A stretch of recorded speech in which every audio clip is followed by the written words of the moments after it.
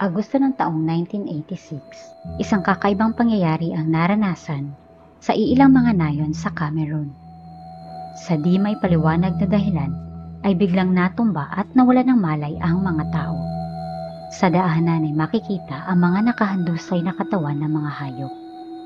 At ang pinakamasaklap sa lahat ay ang katotohanan na marami sa mga tao at mga hayop ay kailanman hindi na nagising pa. Ano ang nangyari? Palawakin ang kaalaman, buksan ang kaisipan, tuklasin at pakinggan ang kwento sa likod nito.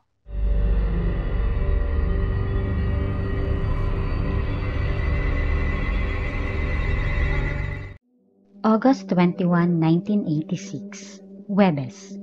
Nagsimula ang gabi na may malakas na pag-ulan at mga kulog. Tipikal na senyales ng tag-ulan. Bandang alas 9:30 ng gabi ay naging maayos naman ang panahon. Subalit, ang tahimik na gabi ay nagambala ng dumadagundong na mga tunog na tumagal ng ilang mga segundo. Dahil sa pagkabahala ay nagsilabasa ng iilang mga residente sa kanilang tahanan upang hanapin kung saan nagmumula ang tunog. Matapos nito ay naramdaman nila ang mainit na pakiramdam na nasundan na nakakasulasok na amoy. At walang ano-ano'y biglang nagsibagsakan sa kinatatayuan ng mga tao at nawalan ng malay. Lumipas ang ilang mga oras, kinaumagahan araw ng Biyernes. Tulad ng isang normal na araw, nagsimulang bumisita ang mga tao mula sa karatig na mga nayon. Ngunit lumantad sa kanilang paningin ang kakaibang tanawin sa daanan. Makikita ang mga hayop at mga residenteng nakahandusay at wala ng buhay.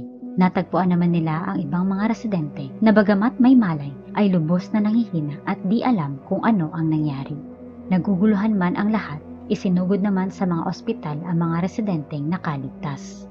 Sa sumunod na araw, Sabado ng umaga, 2 missionary pilots mula sa Heli Mission ang mabilis na nagtungo sa lugar at iniulat ang kanilang mga natuklasan.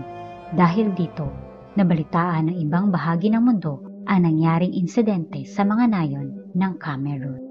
Ilang araw matapos nito, ay agad naman nagpadala ng mga eksperto ang ilang mga bansa gaya ng France at US upang magsagawa ng masinsinan na investigasyon tungkol sa kakaibang pangyayari.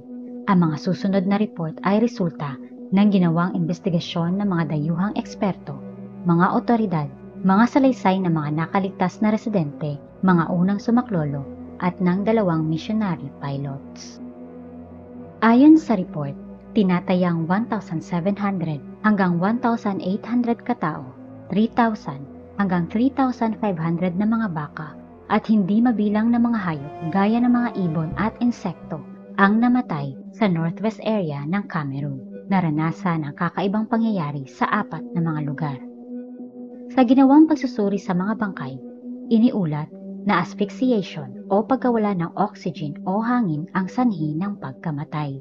Napansin din na walang marka ng taranta, trauma o panglalaban ang nangyari bago sila binawian ng buhay. Dagdag pa ng mga unang nakadiskubre ng pangyayari, maayos at hindi magulo ang mga gamit o bagay malapit sa katawan ng mga namatay. Ang iba sa kanila ay natagpuan pa nga sa kanilang mga higaan, kaya pinaniwalaang naging mabilis lang ang kanilang pagpanaw. Agad din namang inilibing ang bangkay ng mga pumanaw. Sa kabilang banda, marami mang hayop ang namatay, ay marami din namang nakaligtas. Napansin ng mga nagsagawa ng investigasyon na nabawasan ang bilang ng mga ibon at insekto sa loob ng 48 oras. Samantala, wala namang nakitang epekto sa mga halaman, mga estruktura at mga tahanan. Sa ginawang panayam sa mga nakaligtas sa pangyayari, katakataka namang magkakaiba ang kanilang naging naranasan bago sila nawalan ng malay. May mga nakaamoy ng tila nabubulok na itlog o pulbura, nakaramdam ng biglang pagod, pagkahilo at mainit na pakiramdam. Magkakaiba din ang oras ng pagbalik ng kanilang malay. Sa muling pagbalik naman ng malay, ang iba ay nakaramdam pa rin ng panghihina at hapdi sa mga mata. May mga nagtamo ng skin lesion o sugat sa balat dahil sa tagal ng kanilang pagkakahiga. At ang iba ay naalala pa na napansin na wala ng apoy ang kanilang lampara bagamat marami pa itong lamang langis. Sa salaysay naman ng iba Bago ang pangyayari, nakarinig sila ng dumadagundong na tunog na tila kidlat o tila pagkulo ng tubig. May nakakita naman ng tila puting ulap na nagmula sa lawa. At may nakasaksi sa malaking alon ng tubig mula pa rin sa parehong lawa. Nang suriin naman ang lawa, ay makikita ang pagbabago sa kulay nito. Kung dati ay kulay asul, matapos ang pangyayari ay naging dark brown ang kulay nito. Napuna ding bumaba ng 1 metro ang lebel ng tubig. Makikita din na may mga halaman na lumulutang sa lawa. Napansin din nila ang nasalantang mga halaman sa gilid na parte ng lawa na maaaring dinaanan ng tubig. Sa kabuuan, natumbok na iisang lawa lang ang pinagmulan ng kakaibang pangyayari. Ito ay ang Lake Nyos. Sa mga apektadong lugar, 3 bagay naman ang napansin. Mga residenteng namatay, mga nawalan ng malay ngunit nakaligtas, at mga residenteng hindi man lang nakaranas ng kakaibang pangyayari. Ang pagkakaiba sa karanasan at bilang ng mga namatay ay napag-alamang nakadepende sa layo o distansya mula sa lawa at kung gaano kababa o kataas ang lugar mula sa lupa. Ang kakaibang pangyayari ay tinatayang nagtagalan ng ilang mga oras dahil walang naging kakaibang naranasan sa katawan ang mga taong unang nakadiskubre sa pangyayari. Ilang buwan matapos ang masusing investigasyon ng mga eksperto ay formal na ipinahayag at natuklasan ang tunay na nangyari sa gabi ng August 21, 1986. Ang Lake Nyos ay isang volcanic crater lake na matatagpuan sa northwest ng Cameroon. Ang crater lake ay nabubuo kapag sumabog o gumuho ang isang bulkan at pagkatapos ay nag-iwan ito ng malaking butas na tinatawag na crater. Sa paglipas ng panahon ay napupuno ang butas ng tubig mula sa mga natunaw na nyebe o mula sa ulan. Dito, nabubuo ang isang lawa sa loob ng crater. Ang Lake Nyos ay nasa 1.8 hanggang 1.9 kilometers ang haba o lapad at nasa 208 hanggang 210 meters ang lalim. 80 kilometers naman sa ilalim nito ay matatagpuan ang pocket of magma, ang lugar kung saan naiipon ang napakainit at tunaw na mga bato at gases. Isa sa dissolved gases ay ang carbon dioxide. Mula sa pocket of magma ay dahan-dahang pumapasok o tumatagas ang carbon dioxide gas pataas patungo sa tubig sa ilalim ng lawa. Ang tanging pumipigil dito upang hindi sumingaw ay ang tubig sa ibabaw nito. Sa paglipas ng panahon, ang dissolved carbon dioxide gas ay naipon sa ilalim ng lawa at naging masyadong concentrated. Pinaniwalaan na maaring dahil sa isang landslide, rockslide o mahinang lindol, kaya nagalaw ang tubig ng lawa, dahilan kung bakit mabilis at biglang lumabas ang napakaraming naipon na dissolved gases mula sa ilalim. Ang pagsabog na ito ay tinatawag na limnic o gas eruption. Ayon sa ibang pag-aaral, tinatayang nasa 1.6 milyong toneladang gas na binubuo ng carbon dioxide na may kasamang kaunti at mababang concentration ng ibang gases gaya ng hydrogen sulfide ang lumabas at nagmukhang tila malaking ulap sa ibabaw ng lawa. Dahil sa pagsabog, nagkaroon din ng hindi bababa sa 15 meters na alon ang dumaloy sa gilid ng timog na parte ng lawa. Ito ang dahilan kung bakit bumaba ang level ng tubig. Noong simula, mabilis na kumalat ang ulap ng dissolved gases na tinatayang nasa 100 kilometers per hour. Nagmistula itong invisible tsunami na halos nasa 50 meters ang taas. Tuloy-tuloy itong dumaloy pahilaga patungo sa mga nayon, unti-unting bumagal hanggang tuluyan din itong nawala. Mula sa lawa ay umabot hanggang 25 kilometers ang ulap. Sa bawat lugar na dinaanan ng ulap, nalipat patungo sa itaas ang oxygen, habang nanatili ang carbon dioxide sa ilalim o mababang parte dahil mas mabigat ito sa oxygen. Sa pagkawala ng oxygen, hindi na nakahinga at mabilis na nawalan ng malay ang mga tao at mga hayop. Ang normal na level ng carbon dioxide sa hangin ay mababa pa sa 1%. Ngunit dahil sa pangyayari ay tumaas pa ito sa 10%.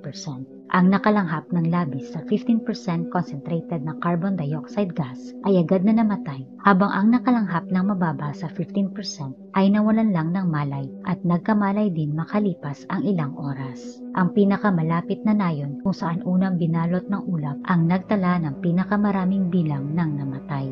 4 lamang sa kanilang nayon ang tanging nakaligtas at ito ay dahil nasa mataas sila na parte ng lupa. Ang ganitong pagsabog ay nangyari din sa isa pang lawa magdadalawang taon ang nakalipas. 100 kilometers mula sa Lake Nyos ay matatagpuan naman ang Lake Monon kung saan unang naganap ang kakaibang pangyayari noong August 15, 1984. 37 katao naman ang nasawi dahil dito. Subalit, dahil walang nakakaalam kung ano ang tunay na sanhi, nagkaroon ng maraming haka-haka tungkol sa kung ano ang dahilan ng biglaang pagkasawi ng mga tao. Inisip ng ilan na ang pagsabog ay gawa ng terorista, pagtapon ng kemikal sa lawa, at ang iba ay naniwala na pinaslang ang mga tao ng mga masasamang espiritu base sa kanilang mga alamat. Ang limnik o gas eruption na nangyari sa Lake Nyos at Lake Monon ay hindi naman basta-bastang posibleng maganap din sa ibang mga lawa. Nangyayari lamang ito kung masusunod ang ilang mga kondisyon. Una ay kinakailangan na isa itong volcanic crater lake na may magma na tuloy-tuloy na naglalabas ng carbon dioxide gas. Pangalawa ay dapat malalim ang lawa na hindi madaling naaapektuhan ng paggalaw ng hangin sa itaas. Pangatlo, nangyayari ito sa lugar na stable at may tropical na klima. At panghuli ay kinakailangan na may trigger o maging dahilan upang magalaw ang malalim na tubig ng lawa. Ang insidente na nangyari sa Cameroon ay nag-udyok upang magkaroon ng international at malawakang pag-aaral tungkol sa mga volcanic lake at limnik o gas eruption. Maagap na tinutukan ang pag-develop ng epektibong paraan upang maiwasan ang muling pagsabog. Noong umpisa ay naisipan nila na pasabugin na lang ang lawa. Ngunit hindi ito itinuloy sapagkat maaaring gumuho ang natural na pader ng lawa at magdulot ng malaking pagbaha. Kaya napagpasyahan nila na gawin ang controlled degassing. Taong 2001, naglagay ang mga French engineers ng degassing instrument o tubo sa Lake Nyos upang makasingaw ang gas sa kontroladong paraan. Dinagdagan ito ng 2 pang tubo taong 2011. Samantalang nilagyan din ng tubo ang Lake Monon taong 2003 at dinagdagan ng 2 pa taong 2006. Naglagay din ng carbon dioxide monitors upang magbigay alarma sakaling tumaas ang carbon dioxide level ng hangin. Dahil sa patuloy na banta, inilikas at pinagbawalan na ng otoridad ang mga tao na manirahan malapit sa Lake Nyos. Ngunit hindi pa rin mapigilan ng iba na bumalik dito. Nanghihinayang sila sa matabang lupa sa paligid ng lawa na malaki ang tulong sa kanilang pangunahing kabuhayan, ang pagsasaka at pag-aalaga ng mga baka. Sa ngayon ay hindi na nagkaroon ng limnik o gas eruption ang Lake Nyos mula nang isinigawa ang controlled degassing. Subalit, nananatili pa rin ang pag-aalala na maaari itong maulit muli dahil ang natural na pader ng lawa ay marupok at maaaring gumuho anumang oras. At ito ay isa sa mga kwento ng science.